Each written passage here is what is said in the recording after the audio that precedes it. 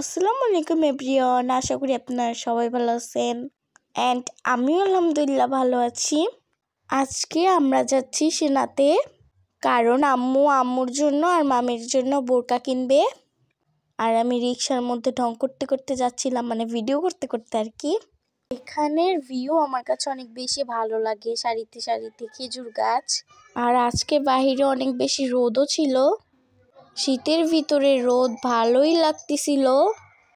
তো এই তো আমরা চলে আসলাম সেনাতে। আমাদের শপিং সেনা থেকেই করা হয়।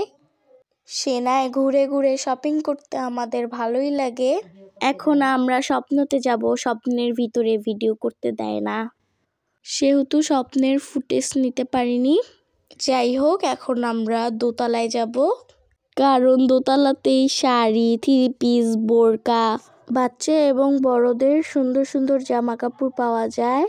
আম্মু যেহেতু বোরকা কিনবে তাই আম্মু দোতলায় আসলো। এখানে ঘুরে ঘুরে আম্মু বোরকা দেখতেছিল আর আমি আয়না দেখে ঢং করতেছিলাম। এখানে আম্মু বোরকা চয়েস করতেছিল।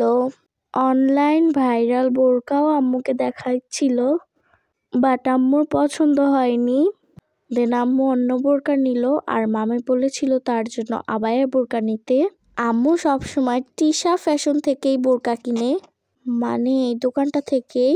ডার্ক চকলেট কালার বোরকাটি আম্মু নিয়েছিল, এই বোরকাটি আম্মু নিয়েছিল। আর এখন মামির জন্য বোরকা চয়েস করা হচ্ছিল, যেহেতু মামির জন্য আবায়া নিতে বলেছিল। মামির জন্য ডার্ক চকলেট কালার আবায়া নিয়ে নিল। আম্মুর বোরকা আর মামির আবায়াটি কেমন হয়েছে আপনারা সবাই জানাবেন। এই তিশা ফ্যাশন বোরকা হাউজে খুব সুন্দর বোরকা পাওয়া যায় খুবই রিজনেবল প্রাইসে। আমরা শপিং করতে যাব আর কিছু খাবো না, তা কি আর হয়? তাই আমরা রেস্টুরেন্টে গেলাম।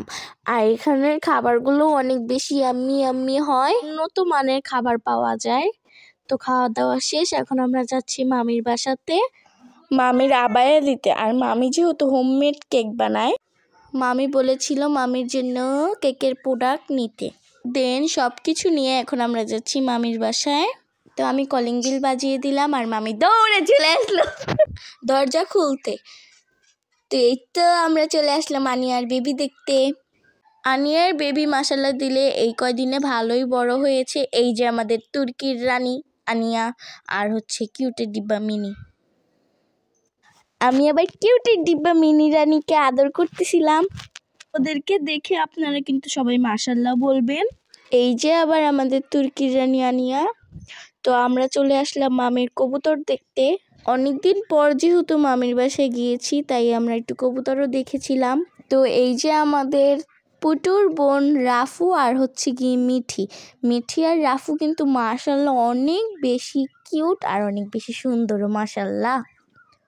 অবশ্য কিটেনদের দেখতে খুবই ভালো লাগে। আর রাফুর থেকে মিঠি অনেক ঠান্ডা, অনেক ভদ্র। রাফু একটু বেশি চঞ্চল, তাই আমরা ভাবছি যে মিঠিকে আমাদের পিকাচুর ভবিষ্যৎ বউ বানাবো ইনশাল্লাহ। আজকের ভিডিওটা এই পর্যন্তই। সবাই ভালো থাকবেন, সুস্থ থাকবেন, আমার জন্য দোয়া করবেন। আসসালামু আলাইকুম, আল্লাহ হাফেজ সবাইকে।